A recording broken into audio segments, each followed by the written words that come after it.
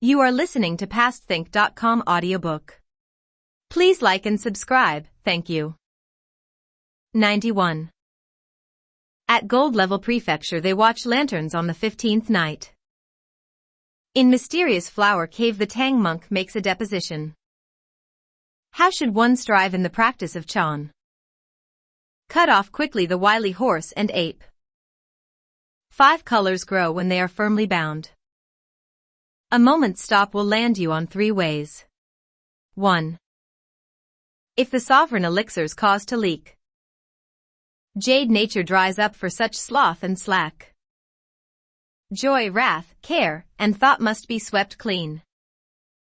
Wondrous mystery is gained like nothing seen. 2. We were just telling you about the Tang monk and his 3 disciples, who left the Jade Flower City and proceeded along a path safe and sound. In truth the region befitted the name of ultimate bliss. After 5 or 6 days, they again caught sight of a city. What sort of a place is this again? The Tang monk asked Pilgrim. It's a city, replied Pilgrim, but the flagpole on the rampart has no pennant. We can't tell the name of this region. Let's wait till we get near and ask. When they reached the suburb outside the eastern gate, they saw bustling tea houses and wine shops on both sides of the street, and flourishing rice markets and oil stores. On the streets there were a few vagabonds. When they saw the long snout of Zhu 8 rules, the gloomy countenance of Sha monk, and the red-rimmed eyes of Pilgrim's son, they had the travelers surrounded. Struggling to get a closer look at these strange visitors, they nonetheless did not have the courage to question them. The Tang monk was so nervous that he was, as it were, clinging on to his own sweat, for he feared that his disciples might cause trouble. They walked past several more alley entrances, but still they had not reached the city. It was then that they came upon the gate of a monastery with this inscription, Mercy Cloud Temple. How about going in there to rest the horse, said the Tang monk, and beg for a meal? Good. Good, replied Pilgrim, and the 4 of them all walked in. They saw noble treasure towers, soaring bejeweled thrones, a Buddha alcove above the clouds, and priestly chambers within the moon. 3. Misty red swirls about tall pagodas. Dark green trees enshroud clean praying wheels. A true pure land. A false dragon palace. A great hero hall encased in purple cloud. Along 2 porches endless visitors play. Guests climb a stupa that's often open. Incense in the censers is e'er ablaze. Fragrant lamps nightly on the platforms glow. When the golden bells heard from the abbot hall, monks in service to Buddha will sutras recite. As the 4 of them looked at the place, they caught sight of a priest walking out from one of the corridors. Master, where did you come from? He saluted the Tang monk. This disciple happens to be someone who came from the Tang court of China, replied the Tang monk. At once the monk fell on his knees to make a bow, so startling the Tang monk that he hurriedly tried to raise him with his hands. Abbot, he asked, why do you honor me with such a grand ceremony? Pressing his palms together in front of him, the monk said, when those people inclined to virtue at our region study the sutras and chant the name of Buddha, their ardent hope invariably is to find incarnation at your land of China. Just now when I beheld the bearing and clothing of the venerable master, I realized at once that only the cultivation of a previous life could provide you with such noble endowment. It is fitting, therefore, for me to kneel and bow to you. I'm terribly embarrassed, said the Tang monk with a smile. This disciple is but a mendicant. What endowment could he claim? The abbot here is able to enjoy a quiet and comfortable existence. That's true blessing. The monk thereupon led the Tang monk to the main hall to worship the images of Buddha. Only after that did the Tang monk summon his disciples to enter. Pilgrim and his 2 companions, you see, had been standing with their faces turned away to watch the horse and luggage, since their master had begun conversing with the priest. The priest thus did not pay them much attention. Not until they heard their master calling, disciples, did they turn around. When the priest saw them, he was so aghast that he cried, "O Holy Father! Why is it that your noble disciples are so ugly?" "Though they may be ugly," replied the Tang monk, "they do possess considerable magic power. Throughout our journey I have been quite dependent on their protection." As they chatted, several more priests walked out to salute them. The one who appeared previously said to the ones who just arrived, "This master is a person who came from the great Tang of China. These three are his noble disciples." Both pleased and alarmed, the monk said, "Master, why did you come here from your great nation of China?" "By the sage decree of our Tang emperor," declared the Tang monk, "I am seeking scriptures from the Buddha, Spirit Mountain. Passing through your treasure region, I have come especially to your superior temple, merely to inquire about the place, and to beg for a meal. Thereafter we shall leave." Each one of those monks was delighted.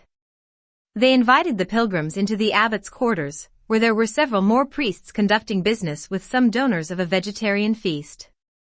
One of those monks who walked in first cried, "All of you come and look at people from China.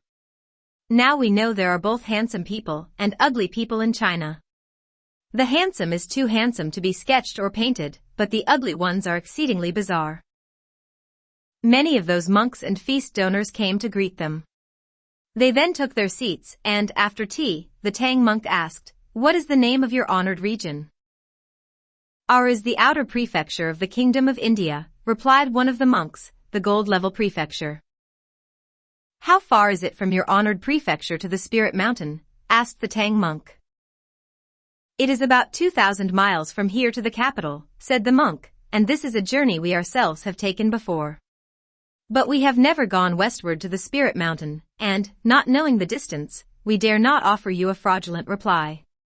The Tang monk thanked him. In a little while, they brought out a vegetarian meal, after which, the Tang monk wanted to leave. He was, however, detained by the donors and the monks, who said to him, "Please feel free to stay for a couple of days, venerable master.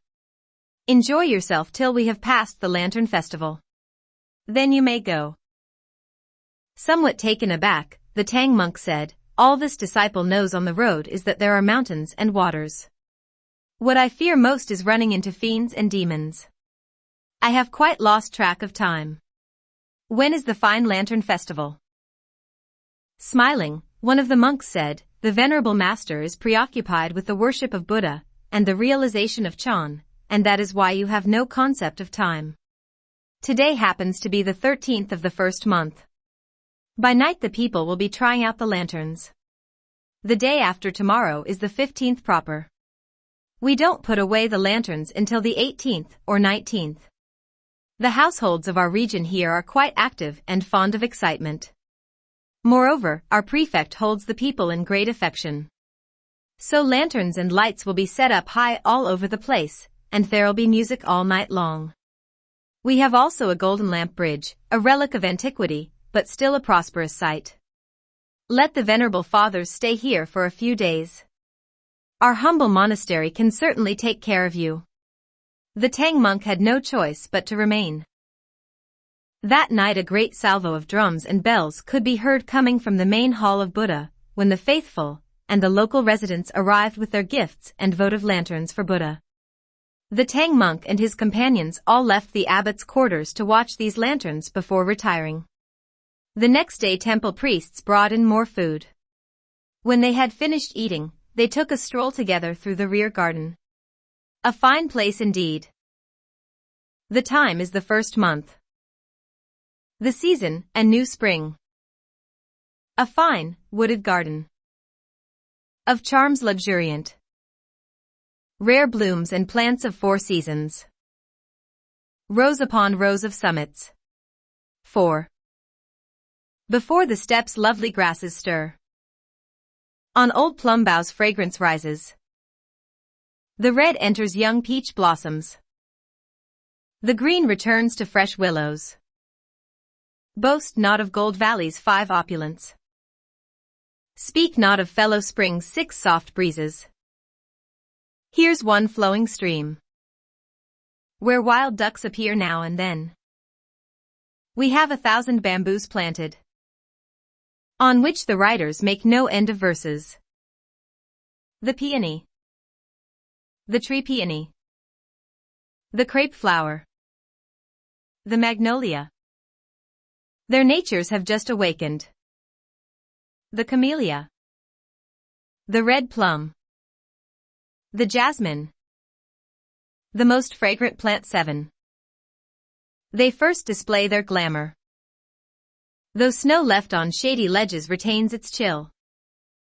Distant trees with mist afloat are brushed with spring. You see, too, deer glancing at their pond reflections. And cranes listening to strings beneath the pines. A few buildings to the east.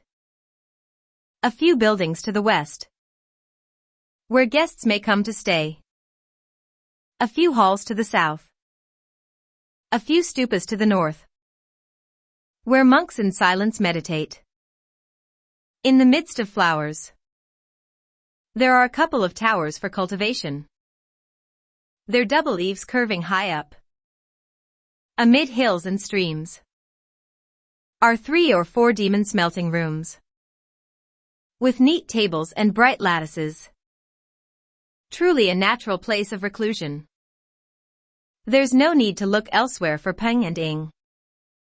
After enjoying the garden for a day, master and disciples also looked at the lanterns in the halls before going to watch the lantern shows.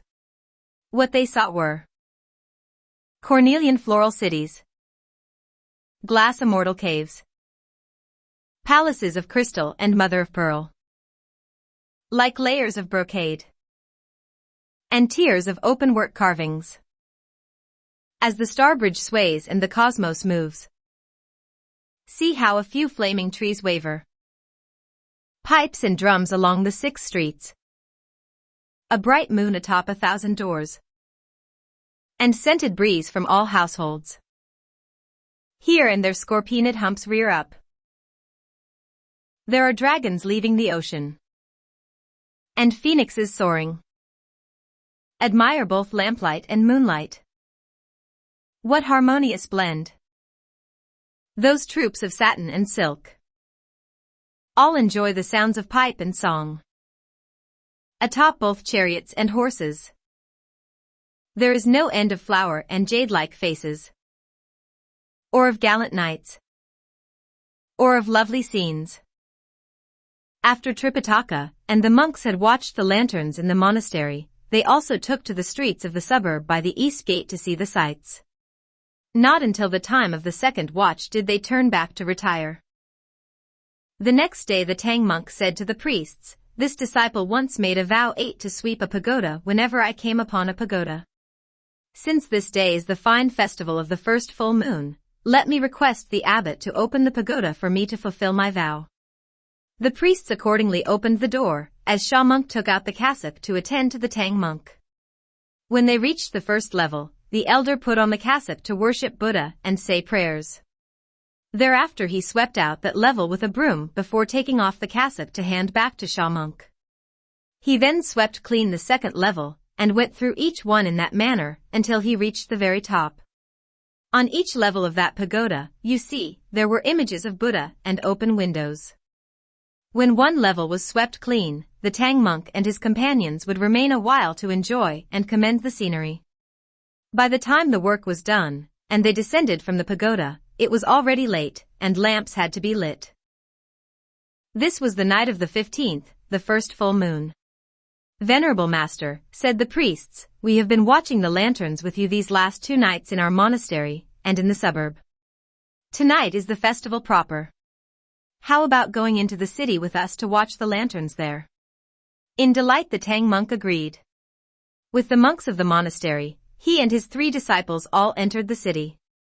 Truly it is 15th, a lovely night and feast.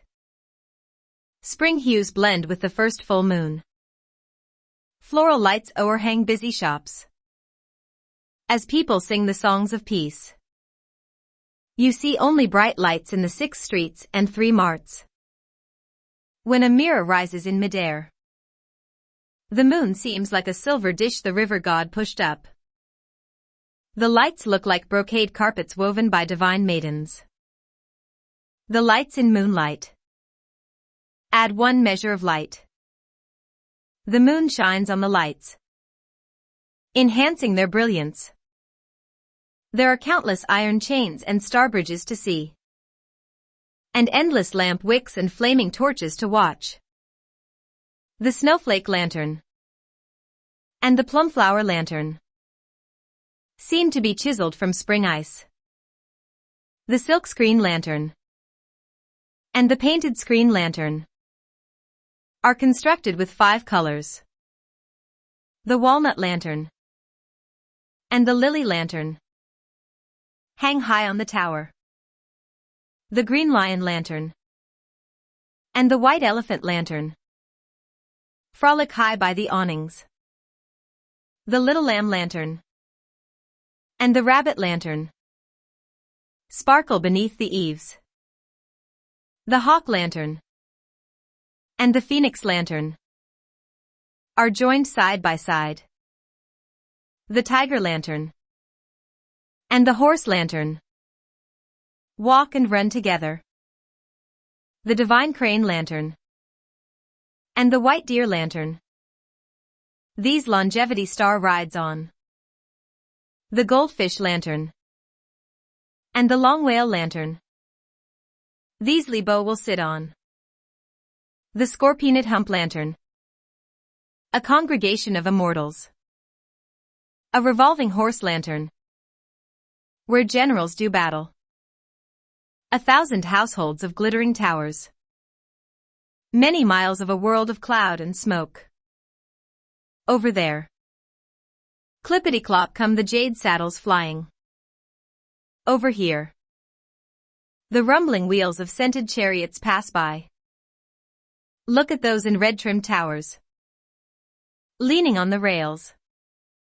Behind the screens, shoulder to shoulder, pairs and pairs of beauties eager for pleasure. Or those by the bridge o'er green waters, noisily cavorting, all bundled in silk, besotted and soused in loud guffaws. 2 by 2 the tourists play in gay garments. Flutes and drums resound in the whole city. Pipes and songs rend the air throughout the night. We have also a testimonial poem, which says, "From fields of brocade comes the lotus song. To this peaceful region flocks a great throng. With bright lights and moon on this 15th eve, timely rain and wind the year will receive." Since this was precisely the time the nocturnal curfew was to be lifted, countless people mingled and milled about the place. Some were dancing, some were walking on stilts, there were people disguised as ghosts and others riding on elephants, a bunch here and a cluster there. You could hardly watch them all. When the Tang monk and the other priests finally made their way to the Golden Lamp Bridge, they came upon 3 lamps with bases the size of cisterns.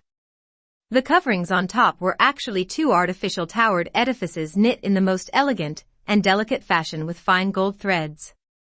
Suspended inside the edifices were thin pieces of glass. The light of these lamps could rival the moon's, while their oil emitted powerful aromas. The Tang monk turned to ask the priests, "What sort of oil do these lamps use? Why does it have such a powerful, strange fragrance?" "I should tell you, venerable master," replied one of the priests, "about the district behind our prefecture, which is called Compassionate Heaven. This district covers some 240 square miles. Supporting the annual land taxes of this district are 240 so-called oil families. Mind you, the other taxes of the district are manageable, but the ones levied on these families are quite burdensome. Each household, in fact, must spend over 200 taels of silver on the oil for these lamps, which is no ordinary oil. It is a specially blended fragrant oil, and each tael is worth 2 taels of silver. Each caddy of oil thus would cost 36 taels of silver. The cistern of each of those 3 lamps holds up to 500 caddies, so 3 lamps would require 1,500 caddies of oil. The fuel itself, therefore, would cost 48,000 taels of silver. Other miscellaneous expenses would push the total sum to over 50,000.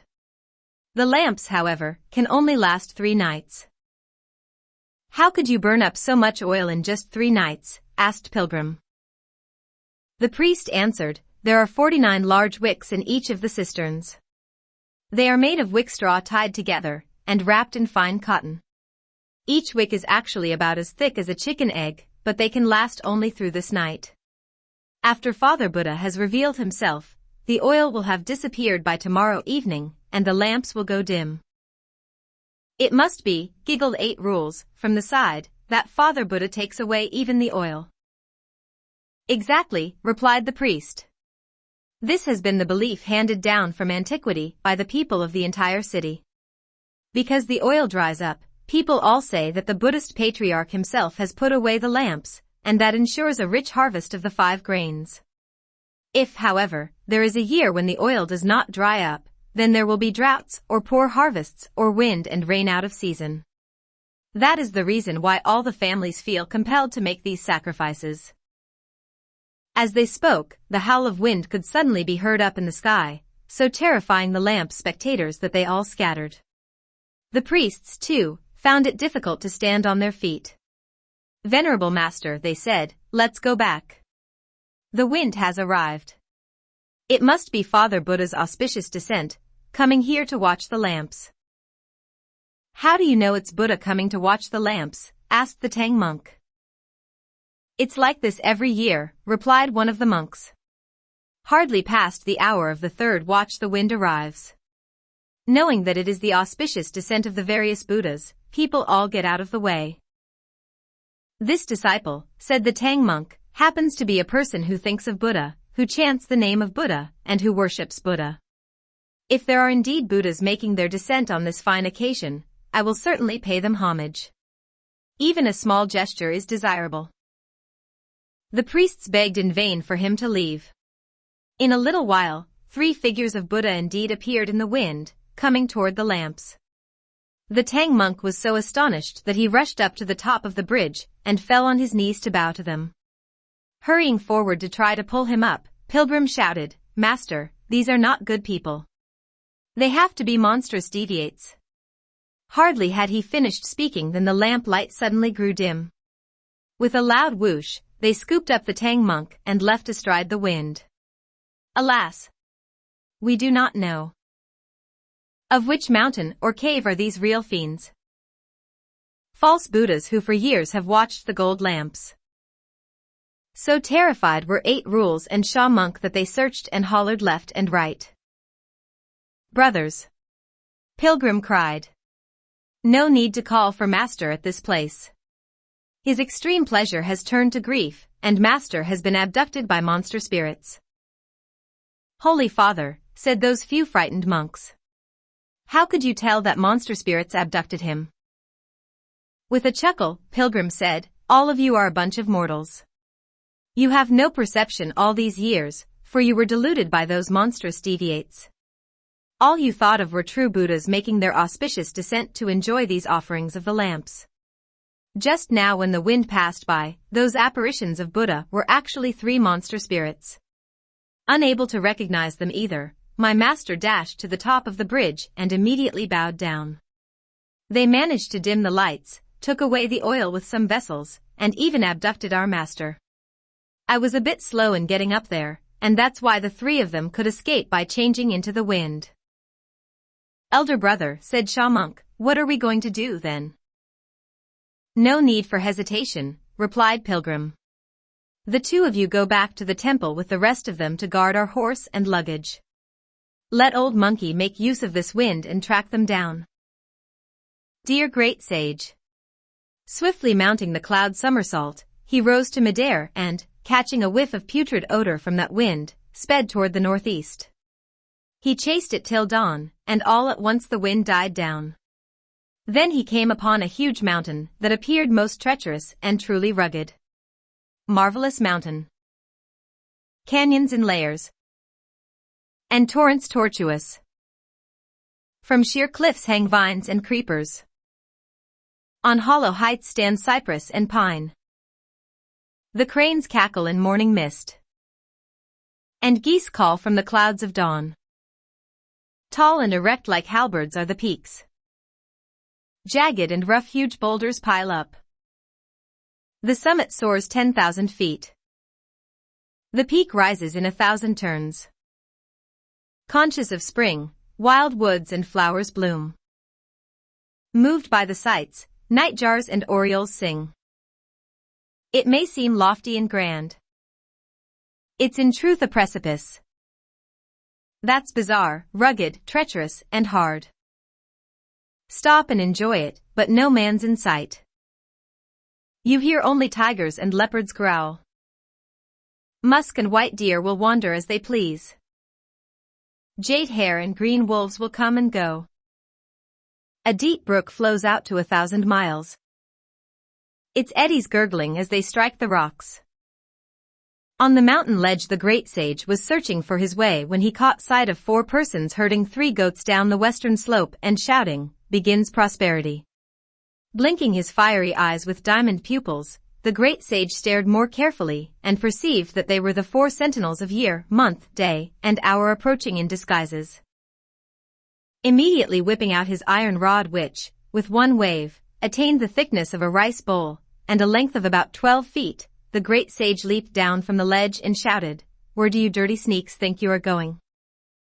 When the 4 sentinels saw that he had penetrated their disguises, they were so terrified that they shooed away the goats and changed back into their true forms. Stepping to the side of the road to make their bows, they said, "Great sage, please forgive us." "Because I haven't asked for your services for a long time," said Pilgrim, "you think Old Monkey has become indulgent. Every one of you, in fact, has turned slothful, since you haven't shown up once to present yourself to me. What have you got to say to that?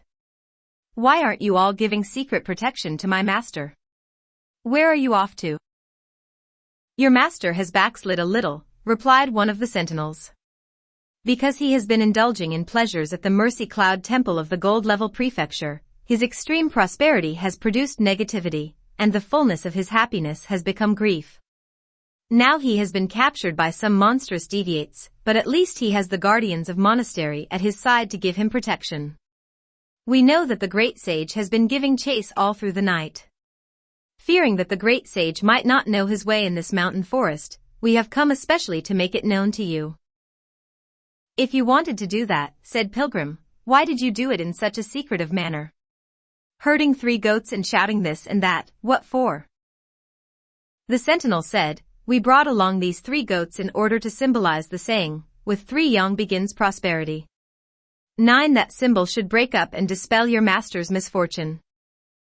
Pilgrim was angrily threatening to beat them, but when he heard their intention, his anger turned to delight, and he decided to spare them. Putting away his rod, he said, "Is this the mountain where the monster spirit lives?" "Indeed, it is," replied the sentinel. "This is the Green Dragon Mountain, in which there is a mysterious flower cave. Inside the cave are 3 monster spirits. The eldest is named Great King Cold Deterrent, the second, Great King Heat Deterrent, and the third, Great King Dust Deterrent. They have lived here for 1,000 years. Since their youth they have been fond of eating that specially blended fragrant oil. When they became spirits in years past, they came here disguised as the images of Buddha to dupe the officials and people of the Gold Level Prefecture into setting up these golden lamps and using that specially blended fragrant oil as fuel. By mid-month of the first month every year, they would assume the forms of Buddha to collect oil. When they saw your master this year, they recognized that he had the body of a sage monk, and they abducted him into their cave. In no time they will want to cut off your master's flesh and sauté it with that fragrant oil for food. You must work quickly to rescue him." On hearing this, Pilgrim dismissed the 4 sentinels and went past the mountain ledge to search for the cave. He had not gone more than a few miles when he came upon a huge boulder, beneath which was a stone house with 2 half-closed stone doors. By the side of the door was a stone tablet with these 6 words, "Green Dragon Mountain, Mysterious Flower Cave." Not daring to walk straight in, Pilgrim stood still and called out, "Monstrous fiend, send my master out quickly." With a loud creak the doors were flung open and out ran several bull-headed spirits. Rather glumly and stupidly, they asked, "Who are you that you dare make all these noises here?" "I'm the senior disciple of the sage monk, Tripitaka Tang," replied Pilgrim, who was sent by the great Tang in the land of the east to seek scriptures. We passed through the gold level prefecture, and while we were watching the lanterns, my master was kidnapped by your household's demon chieftains. Return him early, and I'll spare your lives. If you don't, I'll overturn your den and reduce you spirits to pus and blood." On hearing this, those little monsters hurried inside to say, "Great kings, disaster. Disaster." The three old monsters had brought the Tang monk deep into the cave, where without any further interrogation, they were ordering their subordinates to have him stripped and scrubbed clean by water pumped from the well. They were making plans, too, to cut him or dice him so that his flesh could be sautéed for food with that specially blended fragrant oil. When they suddenly heard this announcement of disaster, number one was astonished enough to ask why. "In front of our main door," replied one of the little monsters, "there is a monk with a hairy face and a thunder god beak. He claims that our great kings have abducted his master to this place, and demands that he be sent out at once. Then he'll spare our lives. But if we don't do that, he will overturn our den, and reduce us all to pus and blood." All alarmed by what they heard, the older monster said, "We just caught this fellow, and we haven't yet had a chance to question him about his name, or where he came from. Little ones, put his clothes back on him and bring him over here for us to interrogate him. Who is he anyway, and where does he come from?" The monsters rushed forward and untied the Tang monk. After they had dressed him, they pushed him before the seats of the old monsters. Trembling all over, the Tang monk knelt down and could only cry, "Great kings, spare me. Please spare me." "Where did you come from, monk?" asked the three monster spirits in unison. "When you saw the forms of Buddha, why did you not step aside? Why did you impede our cloudy path?" As he kowtowed, the Tang monk said, "This humble cleric is someone sent by the throne of the great Tang in the land of the East, someone on his way to seek scriptures from the Buddhist patriarch at the great Thunderclap Monastery in the Kingdom of India. Because I went to the Mercy Cloud Temple at the Gold Level Prefecture to beg for a meal, I was asked by the priests of that temple to stay through the Lantern Festival and enjoy the lights. When the great kings revealed themselves in the forms of Buddha on the Golden Lamp Bridge, this humble cleric, who has only fleshly eyes and mortal frame, nonetheless has the desire to worship Buddha whenever he beholds his image. That is the reason why I impeded your cloudy path." "It is a long way from your land of the East to this place," said those monster spirits.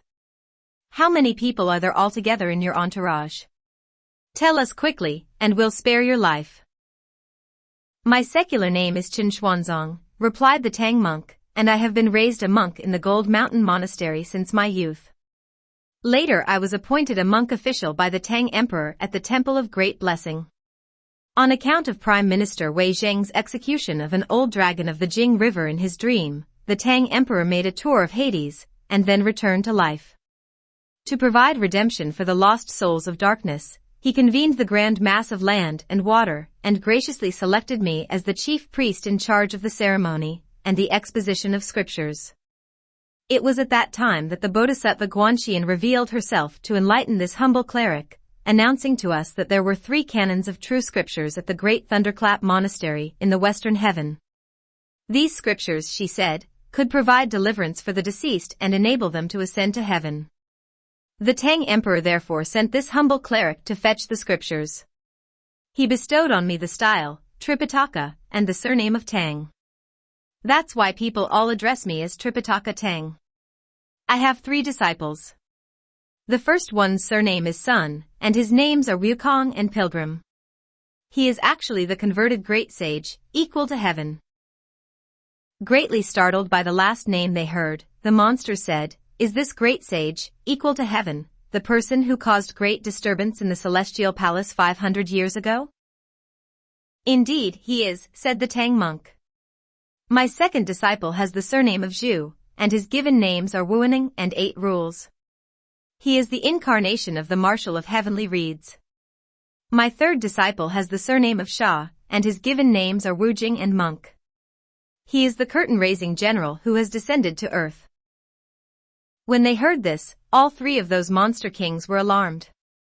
"It's a good thing we haven't eaten him yet," they said. Little ones, let's chain the Tang monk in the rear. Let's wait till we capture his 3 disciples, so that we can eat them together. Then they called up a herd of spirits, all mountain buffaloes, water buffaloes, and yellow buffaloes. Each grasping a weapon, they walked out of the front door where with a trumpet signal, they waved their banners and rolled the drums. In full battle dress, the 3 monsters went out the door also and cried, "What person is bold enough to shout and yell in front of our door?" Half concealed upon the boulder, Pilgrim stared at them. The monster spirits all had colored faces, round eyes, and 2 rugged horns. For ears 10 most pointed, and sparkling intelligence. A body full of patterns like a colored painting, or a large piece of brocade with floral designs. The first one wears on his head a cap of warm fox fur. His face is steamy and covered with hair. The second one has draped on himself thin gauze flaming red. His 4 patterned hooves resemble chunks of jade. The third one has a mighty roar like a thunderclap. His jutting teeth seem sharper than silver picks. Each one bold and fierce. They hold 3 kinds of arms.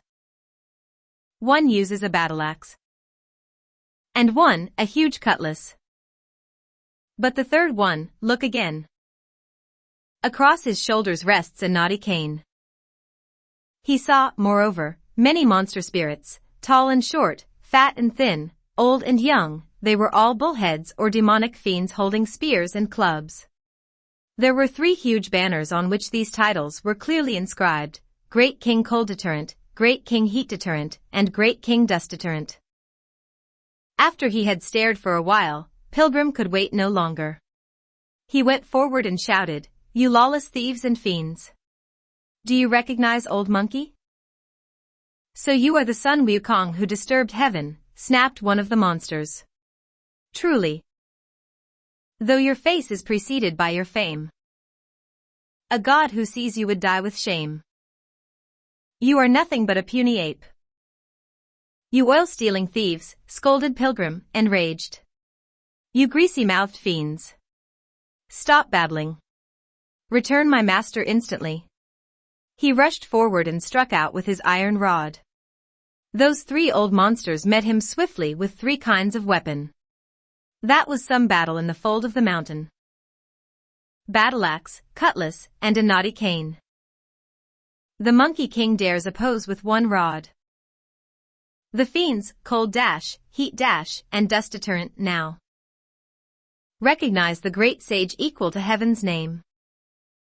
The rod rises to frighten gods and ghosts. The axe and cutlass madly fly and slash. What an image of true void magically fused, which resists 3 monstrous, false Buddha forms. Those 3 felons of this year who wet their noses with stolen oil are eager to seize the priest commissioned by a king. This one for his master fears not mountains or distance. Those ones for their mouth's sake want annual offerings. Bing bang, only axe and cutlass are heard. Pipa, now only the rod makes the sounds. Charging and bumping, 3 go against 1. Each parries and blocks to display his might. From morning they fight till the time of night. Who knows who will suffer and who will win? With that single rod of his Pilgrim's son fought the 3 demons for some 150 rounds, but no decision had been reached when the sky began to darken. After a rather feeble blow of his knotty cane, the great King Dust Deterrent leaped across the battle line to wave his banner. Immediately that band of bull-headed fiends surged forward, and had Pilgrim surrounded in the middle. All wielding weapons, they madly attacked him. Seeing that the tide was turning against him, Pilgrim mounted the cloud somersault and fled in defeat. Those monsters did not pursue him. Calling back their subordinates, they prepared dinner instead and ate it. A little monster was ordered to give a bowlful to the Tang monk, who would not be prepared for cooking until Pilgrim was captured also. Because he had always kept a vegetarian diet, and because he was racked by sorrow, the master did not even allow the food to touch his lips. For the moment we shall leave him there, weeping. We tell you instead about Pilgrim, who mounted the clouds to return to the Mercy Cloud Temple. Brothers, he called out. 8 Rules and Sha Monk were waiting for him. When they heard the call they came out together to meet him, saying, Elder brother, why did you go for a whole day before you came back? What actually happened to Master? I followed the scent of the wind to give chase last night, replied Pilgrim with a smile, and by morning, I arrived at a mountain. The wind vanished, but luckily the 4 sentinels reported to me that the mountain was called the Green Dragon Mountain. In the mountain was a cave with the name of Mysterious Flower, with 3 monster spirits living inside it. They had the names of Great King Cold Deterrent, Great King Heat Deterrent, and Great King Dust Deterrent. They had been stealing oil from this place for years, falsely assuming the form of Buddha to deceive the officials and people of the Gold Level Prefecture. This year they happened to bump into us, and, not knowing any better, went so far as to abduct Master. After Old Monkey had acquired this information, I ordered the sentinels to give secret protection to Master while I provoked battle before the door. Those 3 fiends came out together, and they all seemed like bull-headed demons. One used a battle-axe, one a huge cutlass, and the third a cane. Behind them came a whole den of bull-headed demons, waving their banners and rolling their drums. Old Monkey battled the 3 chieftains for an entire day, and we fought to a draw. Then one of the monster kings waved his banner, and the little monsters all came at me. When I saw that it was getting late, I feared that I could not prevail, and I somersaulted back here. It must be demon kings from the capital of darkness causing trouble, said 8 Rules. What led you to make such a guess? Asked Sha Monk. Chuckling, 8 Rules said, Elder brother told us that these were all bull-headed demons. That's how I know. No. No, said Pilgrim. As Old Monkey sees the matter, they are spirits of 3 rhinoceroses. If they are, said 8 Rules, let's capture them and saw off their horns. They are worth quite a few taels of silver. As they were speaking, the monks of the temple came to ask whether Father-son would like dinner. If it's convenient, I'll have some, replied Pilgrim. If not, I can pass. Father-son has fought for an entire day, said a priest. Aren't you hungry? Just a day or so, how could I be hungry, said Pilgrim, chuckling. Old Monkey once had no taste of food or drink for 500 years. Those priests, however, thought he was only joking and presently they brought him food. After he had eaten, Pilgrim said, let's get ready to retire. Tomorrow we can all go together to do battle. When we capture the monster kings, we can rescue Master. What are you saying, elder brother? Asked Sha Monk. As the proverb has it, a pause makes one smarter. If that monster spirit could not sleep tonight and brought harm to Master, what would we do then? I think it's better for us to try to rescue Master now and catch them off their guard. Further delay may prove to be a mistake. When he heard that, 8 Rules became more spirited. Brother Sha is quite right, he said. We should take advantage of this moonlight to go subdue the demons. Pilgrim agreed and gave this instruction to the temple priests, guard our luggage and our horse. Wait till we capture the monster spirits and bring them back here. We shall prove to the magistrate of this prefecture that they are specious Buddhas. The levy of oil can then be eliminated to bring relief to all the common folk of the region. Won't that be nice? The priests obeyed. The 3 pilgrims at once mounted their auspicious clouds to leave the city. Truly shiftless and slothful, Chan nature's confused. Fated for dangers, the mind of Tao's obscured. We do not know whether they will meet victory or defeat when they get there. Let's listen to the explanation in the next chapter. You are listening to PastThink.com audiobook. Please like and subscribe, thank you.